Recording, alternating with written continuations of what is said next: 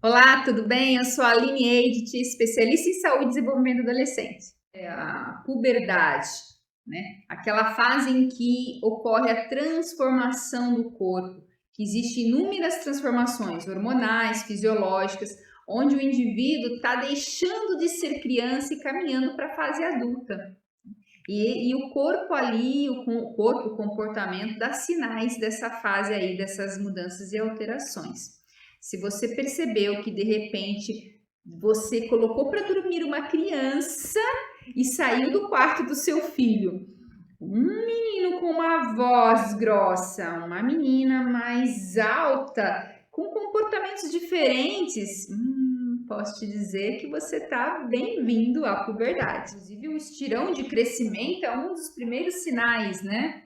E aí nós temos um período também que a gente pode utilizar, um período etário, para a gente ter uma previsão aí da puberdade, que é nas meninas de 8 a 13 anos e nos meninos de 9 a 14 anos. E onde começa esses primeiros sinais da puberdade. Nas meninas, geralmente é o broto mamário que a gente diz, aquela saliência que começa a aparecer por baixo da roupa, que chama a atenção de alguns, que remetem a algumas brincadeiras que a gente vai falar aqui, que não são legais, né? Meio desconfortável para o adolescente. Aí, para os meninos, a gente tem um dos primeiros sinais que está crescendo é os testículos, né? Que é a primeira coisa que cresce, que ele percebe ou não que está crescendo. A percepção do crescer, às vezes, é muito mais do adulto, em primeiro, do que do próprio adolescente, que está ali imbuído no seu dia a dia, na sua vivência, às vezes nem percebe as meninas que tá uma saliência no corpo, que tem os pelos pubianos crescendo nos meninos, né, que tá tão ali, principalmente quando tá no início, né, esse crescer, essa mudança no início. Às vezes quem chama muita atenção para isso são os adultos, os amigos, as pessoas que estão em volta dele. A gente às vezes não é muito orientado a olhar para o corpo, olhar para si, né? Então passa despercebido às vezes aos olhos da criança ou às vezes do adulto, que demora um pouco, só vai perceber quando alguém fala, né? Nossa, como ele cresceu! Nossa, tá com a voz grossa, e essa barba, e essa barbicha aparecendo, né? Assim, as espinhas salientes, né? A voz grossa, a gente tem um índice aí aumentando cada vez mais, o índice de obesidade em crianças, e o aumento da gordura corpórea, ela estimula a puberdade, tanto o início da puberdade e a menstruação, né? E iniciar precocemente pode gerar aí transtornos, né? E tornar essa fase muito mais desafiadora para o indivíduo aí que está passando por essa fase, né? Porque aí tem a fase da menstruação, que a gente sabe que quando a menina menstrua, acontece o pico hormonal, e depois esse pico hormonal ele tem uma queda, né? Que aí reduz aí os estímulos de crescimento para outras áreas do corpo, né? E assim também como nos meninos, né? As meninas têm a menstruação e os meninos têm a ejaculação.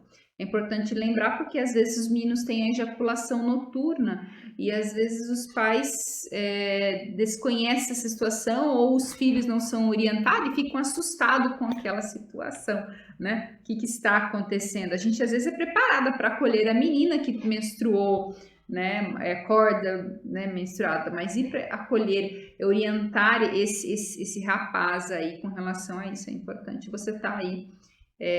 Que bom que você está nos ouvindo, né? Para que você possa ter um conhecimento adequado para poder acolher melhor o seu filho, né? Ou sua filha, nesses casos. E aí a gente tem várias outras coisas também, como a voz, né? Todas essas modificações no corpo, elas são vistas também de maneira diferente para o adolescente.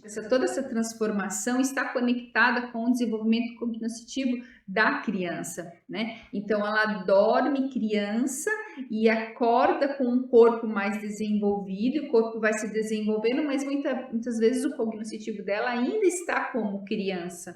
Então ela tem que se reconhecer naquele corpo todo em transformação, e isso às vezes é desafiador né? Essa fase de transformação também é uma fase de aceitação, né? De aceitar aquela perda daquele corpo infantil e ir, né, em busca desse desenvolvimento desse corpo adulto.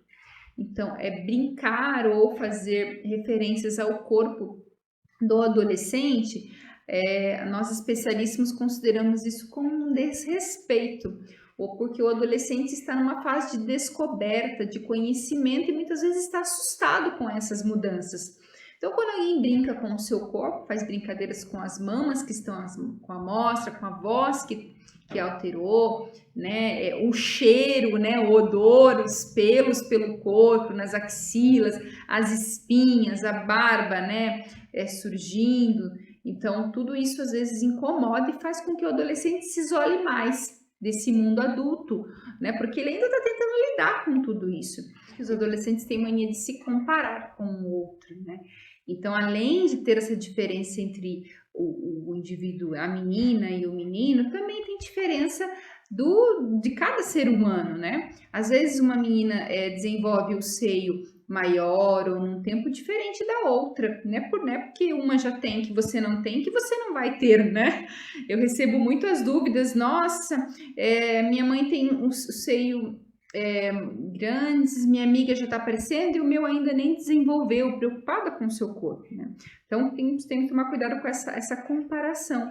Na realidade, cada corpo tem o seu tempo, e como a gente já disse aqui, que o meio em que você vive, a sua alimentação, o seu biotipo, né, a sua genética também interfere aí nesse desenvolvimento, né? Então, e se pergunta, para a gente terminar, vamos falar um pouquinho como lidar com essa situação, né? Os pais e o adolescente.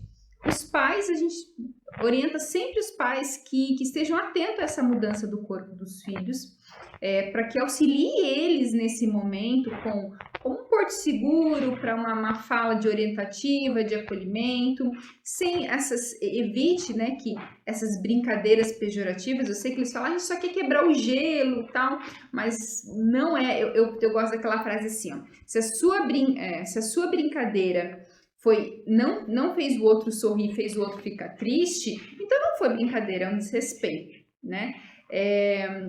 Então, e para o adolescente, sempre orienta para que ele se perceba mais, se olhe no espelho, se toque, né, na hora do banho, se perceba e acompanhe e acolha esse seu novo corpo, para que ele passe por esse processo que a gente chama do luto do corpo infantil de uma maneira mais leve, de uma maneira mais suave, né? Porque tudo isso faz parte dessa transformação do indivíduo, da criança, para se tornar um adulto. Então, se esse processo for acolhido, for adequado, né, com adultos responsáveis e acolhedores, vai ser muito mais leve, né, e vai tornar essa fase aí tão importante para o adolescente de uma maneira mais assertiva, né, esse desenvolvimento.